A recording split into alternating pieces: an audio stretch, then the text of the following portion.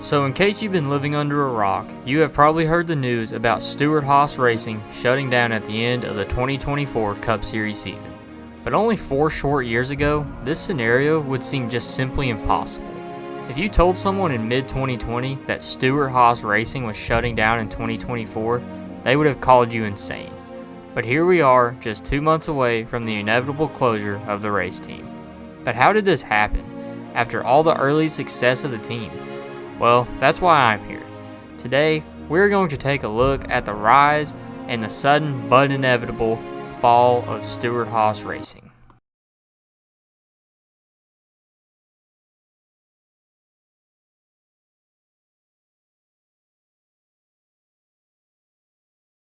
Tony Stewart debuted in the Cup Series in 1999 with Joe Gibbs Racing. In that season, he had what was probably the greatest rookie season of all time. Stewart won 3 races in that year and had a 10.8 average finish, and managed to finish 4th in the standings that season. But from there, Stewart was one of the Cup Series elitist drivers.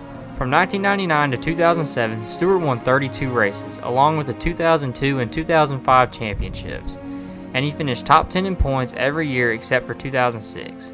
But in 2008, Stewart's team, Joe Gibbs Racing, was switching from Chevrolet to Toyota to receive Tier 1 treatment instead of being second in line behind Hendry Motorsports. But Tony Stewart was a GM and Chevrolet loyalist, and Chevrolet was sponsoring his dirt racing and USAC endeavors, and Stewart did not want to stay with JGR at the time. At the time, Stewart had a deal that ran through the end of 2009, but Stewart demanded a release at the end of the 2008 season. But before 2008 concluded, Stewart announced in August of that year that he would move to Gene Haas's Haas CNC racing team.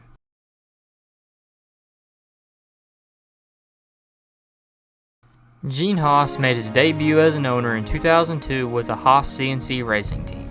In 2002, the team attempted 7 races with the number 60 car with Jack Sprague, but the team didn't qualify for 4 of them, and in the 3 races they did make, their best finish was a 30th place finish at the season finale in Homestead. In 2003, the ride was rebranded to the Zero car and was split among 4 drivers. Jack Sprague with 18 starts, Jason Leffler with 10, Ward Burton with 4, and John Andretti with 3.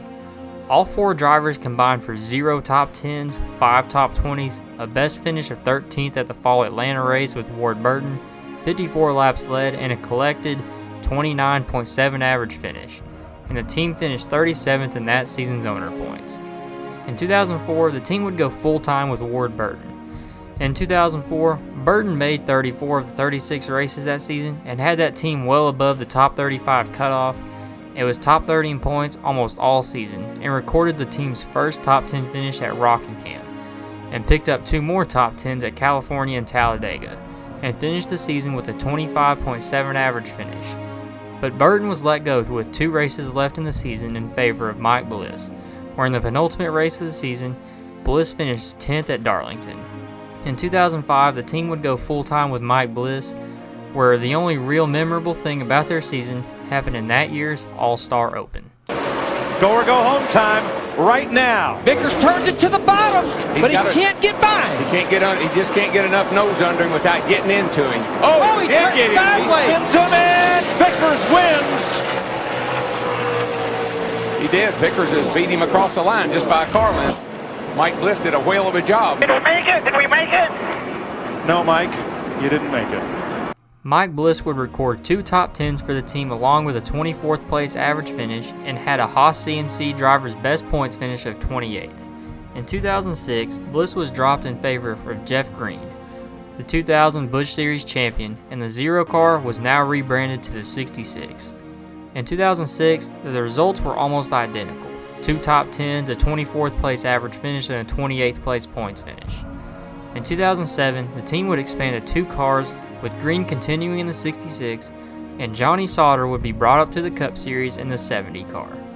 The only real notable thing between the 2 drivers was Jeff Green getting 3 6th place finishes that year at Bristol, Phoenix, and Loudon. But Green was let go 4 races before the end of the season in favor of Jeremy Mayfield, where Mayfield only managed a best finish of 22nd at Texas. Johnny Sauter in the 70 car was irrelevant, but he did pick up the team's first ever top 5 at the Richmond cutoff race. Sauter finished the year with 2 top 10s and really did nothing else of note.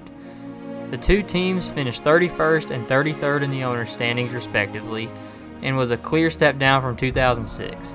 In 2008, the team signed Scott Riggs to the 66 car and Mayfield to the 70 car.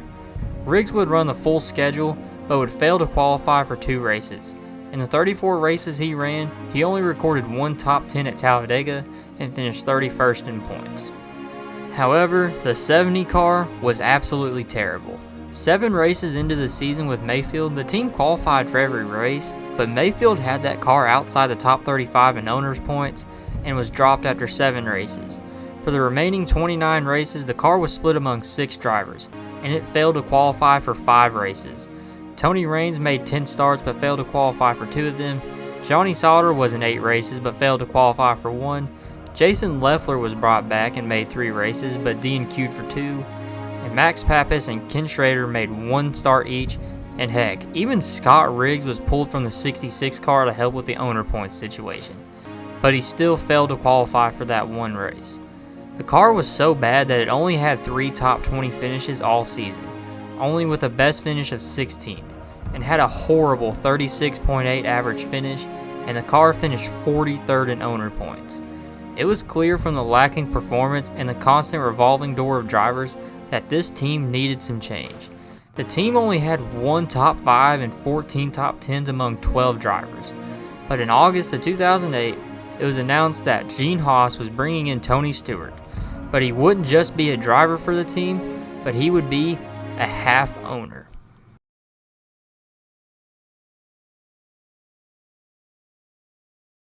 In 2009, Haas CNC Racing was rebranded to Stewart-Haas Racing and had an alliance with Hendrick Motorsports.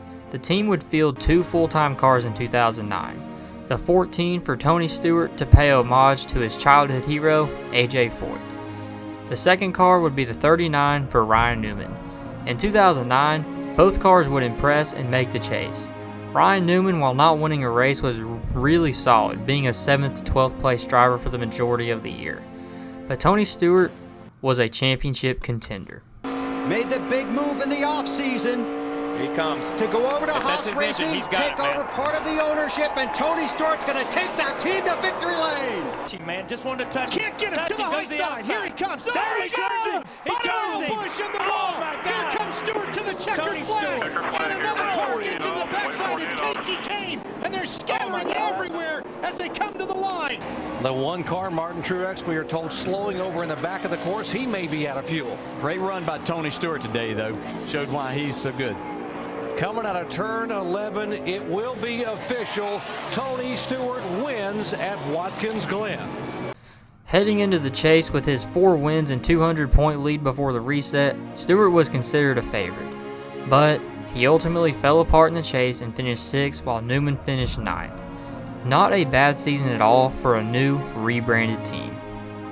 But despite the early success, in 2010, both drivers would regress. Newman failed to make the chase that year, but did pick up a win at Phoenix. Stewart was still solid, and although he did make the chase, he was nowhere near his 2009 form, and wasn't really a contender that year, and finished the season 7th in points, while Newman finished 15th. In 2011, the team ran it back with the same drivers, but the team was mediocre. Ryan Newman was barely in the chase all year, and despite getting a win at Loudon, the team was just a borderline top 10 team. But Tony Stewart was really struggling. In the regular season, Stewart had 0 wins, 4 top 5s, and 11 top 10s. Stewart would squeak into the chase that year, and after he made it, he was quoted saying this, "I'll be perfectly honest. We're wasting a chase spot and should have just given it to someone who can actually contend." But little did anyone know, Stewart would go on an absolute tear in the chase. You'll see Gordon there. Matt Kenseth, Jimmy Johnson, all slowly out of gas. Tony Stewart, the fuel holds up. Tony Stewart opens the cup with his first win of the season. Take a deep breath, I got this. Sounds like he's got plenty of fuel. So if he was stalking him, he knew just what he was doing. 2 wins in a row to start the chase. Way to go. Tony Stewart wins at New Hampshire. Stewart, Johnson, Gordon. Will there be a bump and run? gonna try it. Johnson gets there, but not enough. Tony Stewart wins at Martinsville. He'll gain ground, not a ton, as Carl Edwards is going to finish second. But with his fourth win in 8 tries in his bid for the championship, Tony Stewart takes the checkered flag at Texas. Leading up to the finale, Stewart won 4 races, had 5 top 5s and 7 top 10s, and was just 3 points behind Carl Edwards. But going into the race, Stewart would encounter his first problem. Edwards qualified on pole while he started 15th. But early on, Stewart would run into trouble with something puncturing his grille, while Edwards was up front dominating the race. But late in the race, Stewart would make a charge and pull off the unthinkable. 2002, he was the champion. 2005, he was the champion, those driving for someone else. This time, he's an owner driver, and he's going to become a 3-time NASCAR Sprint Cup champion. Tony Stewart wins it. After that amazing call by Alan Bestwick, Stewart would win his 3rd championship as a driver, but it would be his first as a team owner. This win solidified this team as an elite Cup Series team, and going forward, the team's future seemed bright. In 2012, the team once again ran it back with the same driver lineup. Stewart was solid but didn't have near the success he did in 2011, but he still won 3 races and made the chase and finished the season 9th in points. However, Ryan Newman didn't fare so well. While he did win a race, he missed the chase and ended that season 14th in points. But also in 2012, SHR did a co-project with Tommy Baldwin Racing and put Danica Patrick in the 10 car. And it resulted in this iconic moment. Danica Patrick, Landon Castle tangled up. Castle going for a slide. Okay, we did not hit anything. Did not hit anything.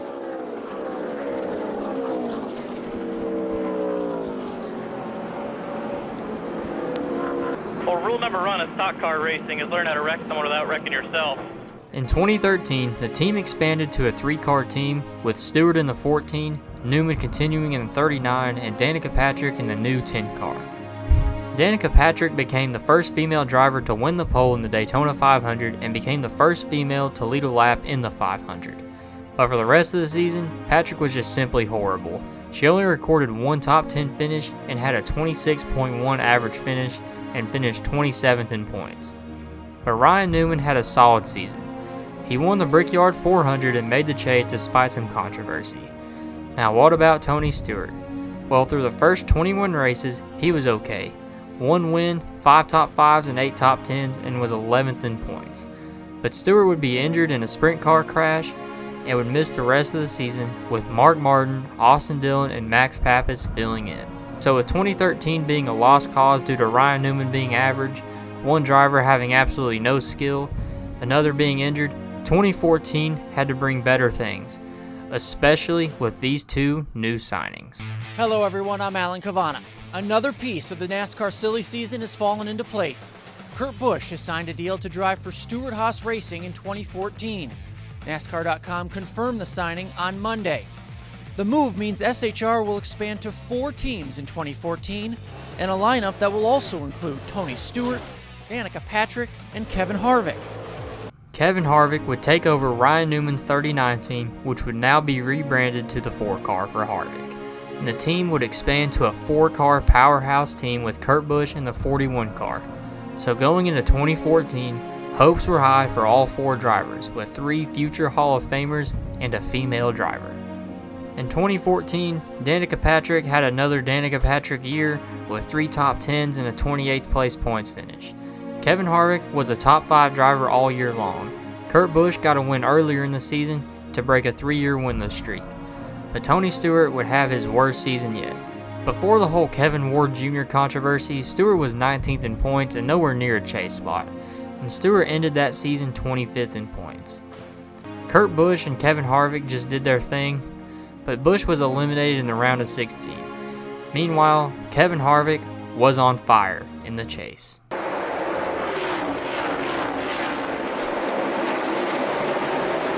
Checkered flag and a pass through to round 3 of the chase. Kevin Harvick wins it at Charlotte. Hamlin and Logano 5th and 6th. Ryan Newman looking to find a way through. It doesn't look like it's going to work.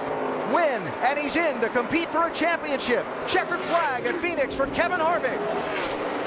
Newman trying to stay with Harvick, trying to find a way around him. 2 more corners to go to a championship for Kevin Harvick.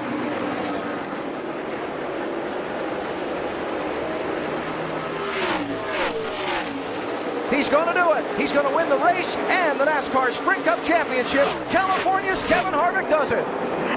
Harvick would win his first championship and gave SHR their second title, and from here on out, the team just got better. In 2015, the team ran it back with the exact same driver lineup. In 2015, Danica Patrick continued to do Danica Patrick things with a 24th place points finish. Tony Stewart had his worst season ever with only 3 top 10s and a 28th place points finish. But the other 2 cars were tearing it up.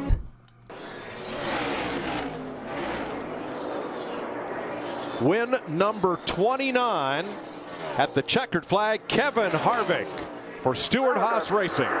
And here's great news for Kevin Harvick, and here's even better news for Kevin Harvick. When we come back here in the fall, this could be the race that gets him back in the chase again. Harvick is the opener and the closer, winning at Phoenix from the pole. Cuts it down to 9/10 in the back straightaway. Traffic too far ahead to be a factor. And for Gene Haas, Kurt Busch has his 26th Sprint Cup win. Called by NASCAR on lap 139 of a scheduled 200 laps here. Kurt Busch, his second win of the season as he edges out Dale Earnhardt Jr. and the gambling Kyle Larson and company. Kurt Busch had 2 wins, and if he didn't miss the first 3 races due to a personal matter, he probably would have been in the championship talk that season. But Kevin Harvick was the best driver in 2015 without a doubt. Harvick opened the season with 5 straight top 2 finishes, 2 of which were wins, and 7 top 10s in a row to start the season. Just simply insane. Harvick was the points leader going into the chase, and through the chase, he recorded 1 win, 5 top 5s, and 6 top 10s. This was enough for him to make the Final Four, where he would ultimately come up short to a guy who missed a third of the season. But anyway, at the end of the 2015 season, he recorded 3 wins, 15 top 2 finishes, 23 top 5s, 28 top 10s, and an 8.7 average finish.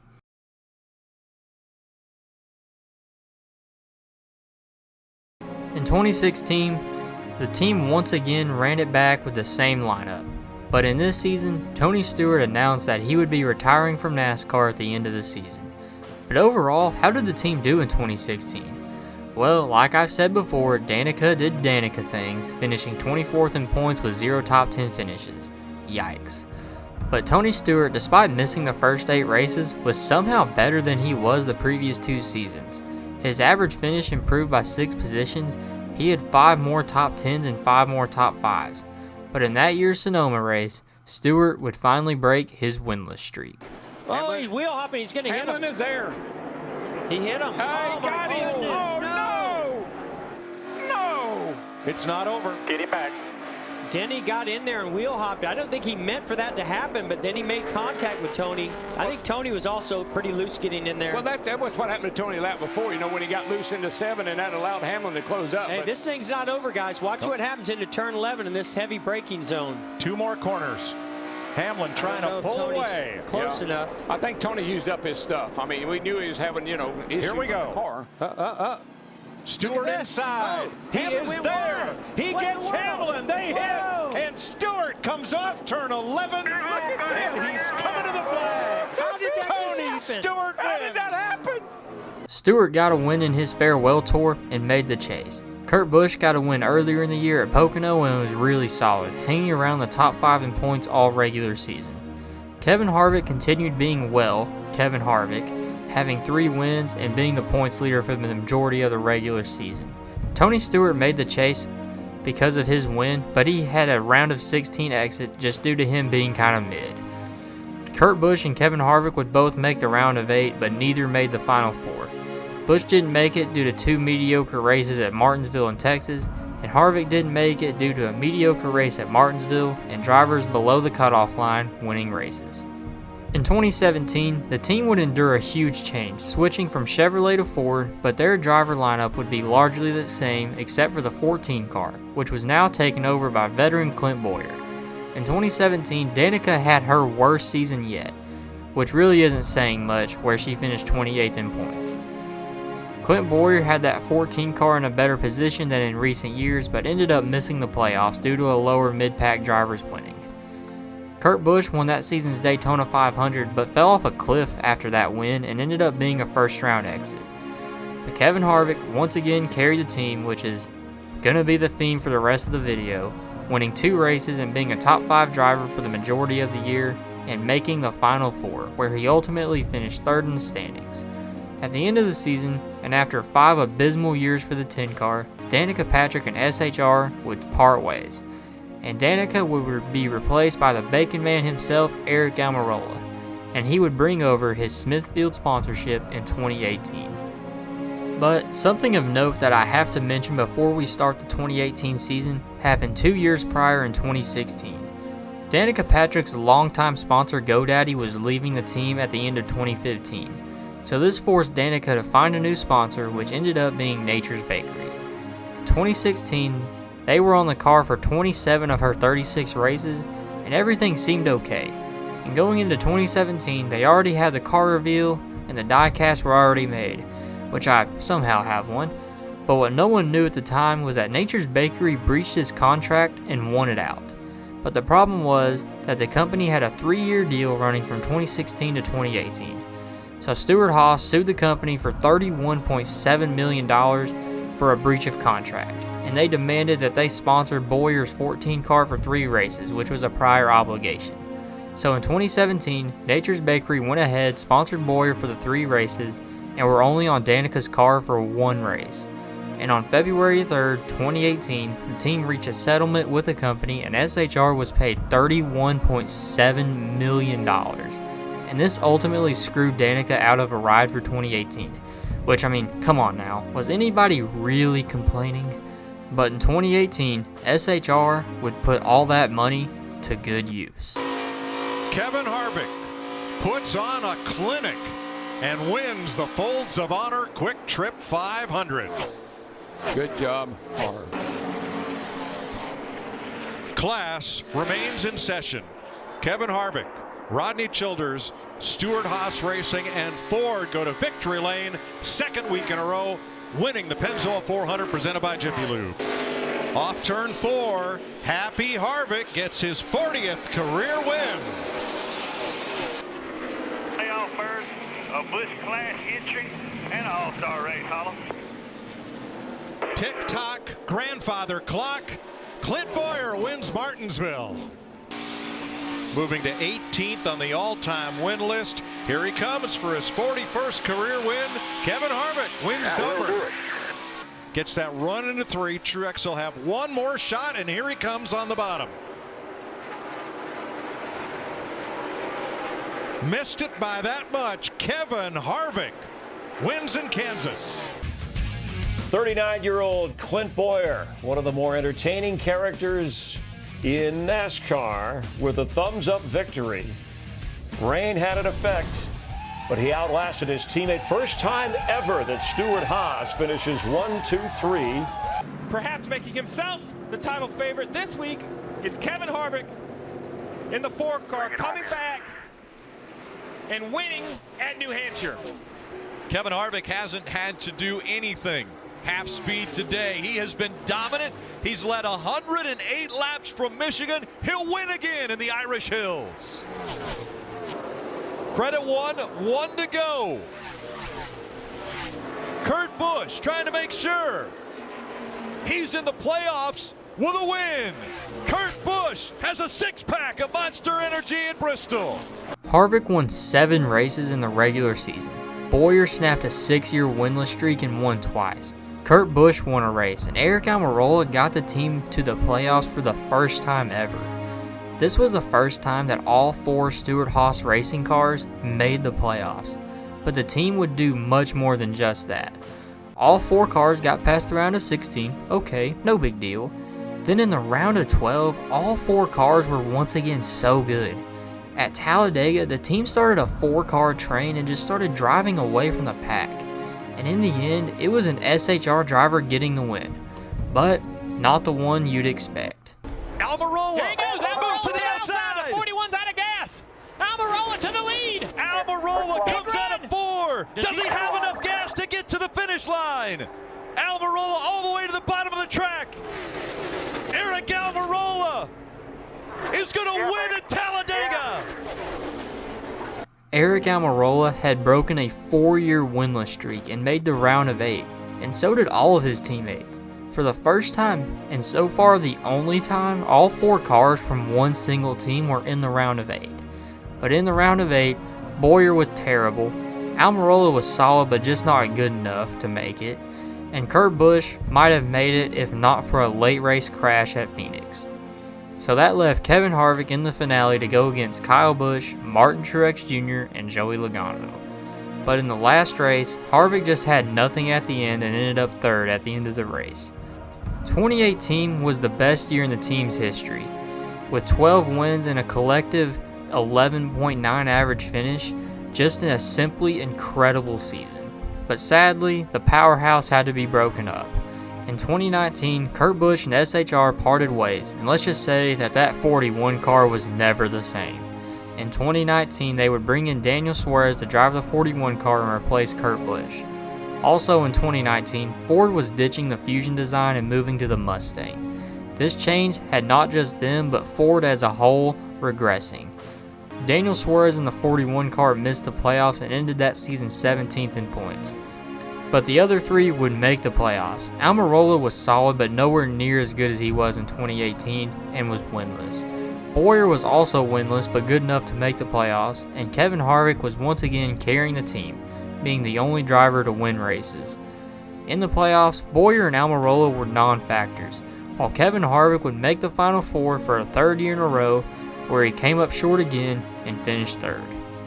In 2020, the team would continue to roll with Bowyer, Almirola, and Harvick, but Daniel Suarez would be booted out of the 41 car in favor of exciting young prospect Cole Custer, who had 9 Xfinity wins up to this point. In 2020, the team didn't have a ton of expectations, but this team would be on fire. Kevin Harvick is about to become the 14th driver in NASCAR Cup history to reach 50 career victories, breaking a tie with Tony Stewart for 14th. Harvick wins. We'll light that candles on Rodney Childers' birthday cake because Kevin Harvick wins Atlanta. And on to the front straightaway. Kevin Harvick at Pocono finally is a winner. Coming out of turn 4, Kevin Harvick is going to see the checkered flag. He wins again at the Brickyard.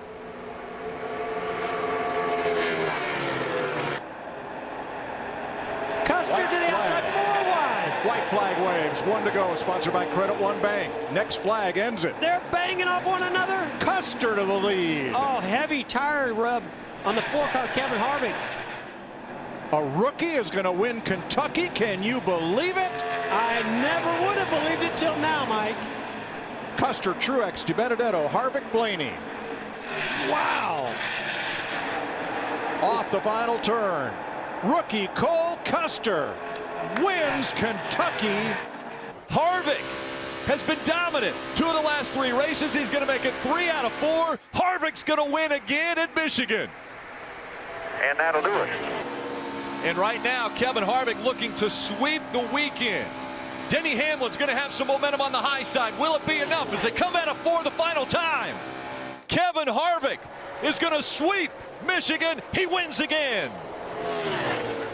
Put him up front. Kevin Harvick is going to win. He sweeps. Kevin Harvick won 7 regular season races along with a regular season championship. Rookie Cole Custer managed to get a win and make the playoffs. Eric Almirola was having a career year, and at one point he had a 9-race top 10 streak and was flirting with a top 5 in points. And Clint Bowyer was once again solid, making the playoffs. In the playoffs, Custer was a first-round exit, with Almirola and Bowyer following that in the round of 12. Now Harvick had a 45-point advantage over the cutoff, and everyone thought that there was no way he could miss the round of 8. At Kansas, he finished second to a guy that entered the playoffs below the cut line, Joey Logano. Now blame the package all you want, blame whatever, but at the end of the day, Harvick didn't get the job done. But that's fine, because leaving, he had a 41-point advantage over 5th. At Texas, Harvick would run into trouble early and ended the day in 16th, but leaving, he still somehow grew his advantage to 42 points, and was almost a lock for the Final Four. Keyword, almost.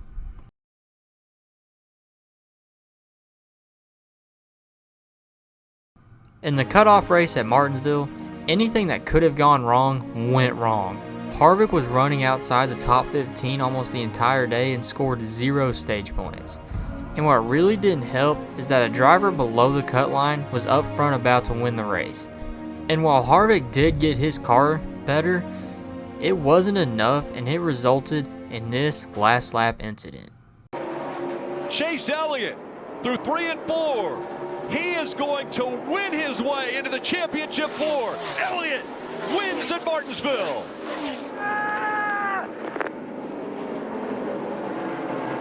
Can Harvick do it? The final turn. He needs the position. Oh, Harvick spins the 18. Turns into the 18. He turns as well. The 18 crosses the start-finish line, and Harvick is going to be out of the playoffs. Harvick, to the shock of everyone, did not make the Final Four and finished the season 5th in points. At the end of 2020, the driver of the 14 car, Clint Bowyer, would retire, and this left the 14 car vacant. The obvious choice was to just promote in-house and give the ride to new prospect and Chase Briscoe, who tore it up in 2020 in the Xfinity Series, winning 9 races. But also, Kyle Larson was reinstated by NASCAR, and Stewart was trying his best to get him to come over to SHR. But the problem was that Ford wasn't willing to bring him over, so Tony Stewart was rightfully upset, and they were forced to promote Chase Briscoe to the 14 car in the Cup Series. In 2021, everyone expected all 4 drivers to be contending for playoff spots, but in 2021, the team was just off.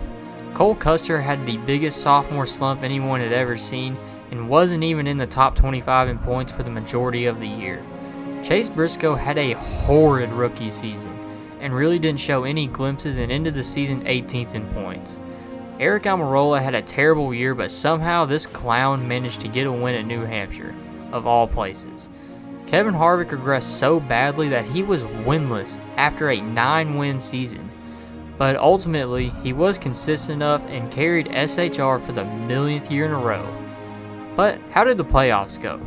Well, Almirola was irrelevant in a first-round exit, and Kevin Harvick really didn't do anything besides start a feud with Chase Elliott, which eventually cost him a shot at the round of 8. In 2021, the team scored 1 single win, and it was that win from Almirola at New Hampshire. This was the least amount of wins that SHR had ever scored in a single season. It was clear that something was wrong, because for 90% of the season, Kevin Harvick was the only SHR driver even in the top 20 in points. Yikes. In 2022, the team ran it back with the same lineup, and everyone thought that with the next-gen car and with a little more experience, that the team might improve. And well, they did. A little bit. Into turn 3 for the final time. Driving for his boyhood idol Tony Stewart, Chase Briscoe becomes the 200th winner in the history of the NASCAR. And he entered Michigan 96 points out of the playoffs in 17th position. As he comes off turn 4, the closer, Kevin Harvick, is going to make it happen in Michigan.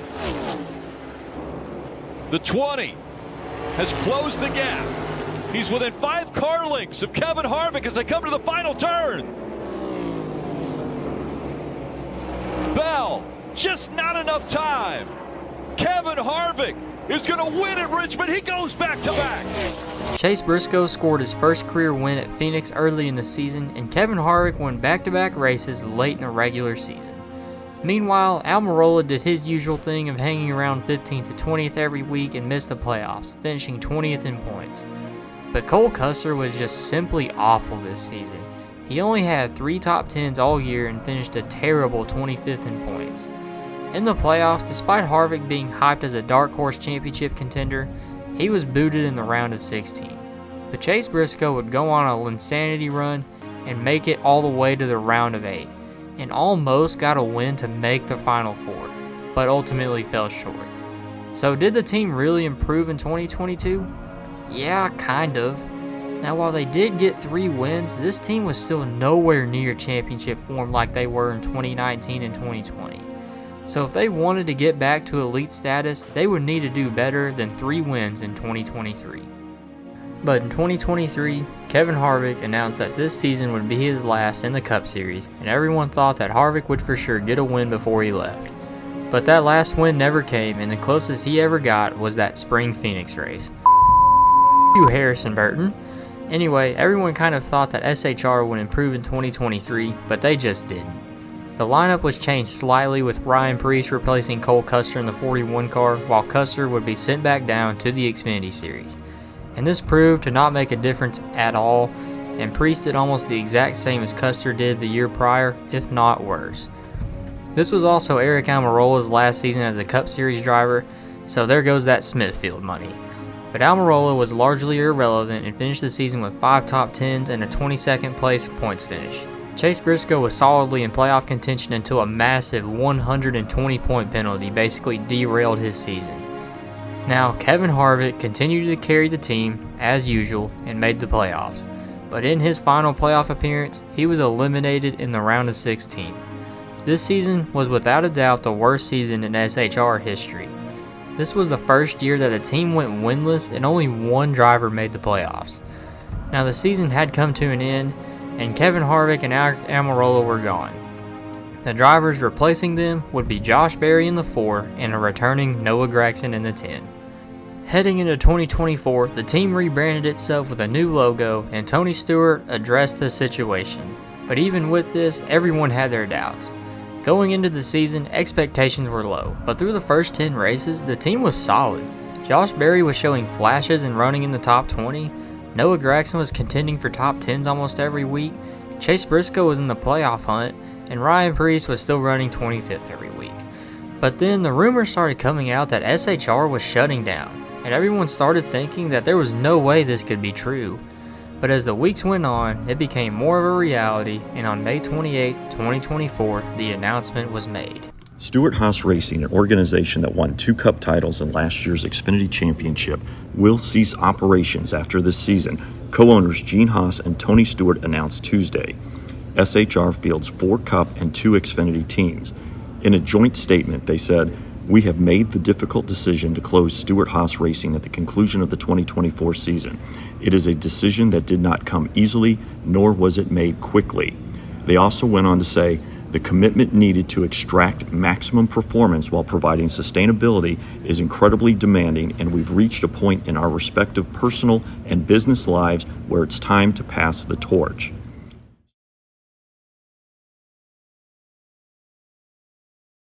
So, what's going to happen moving forward?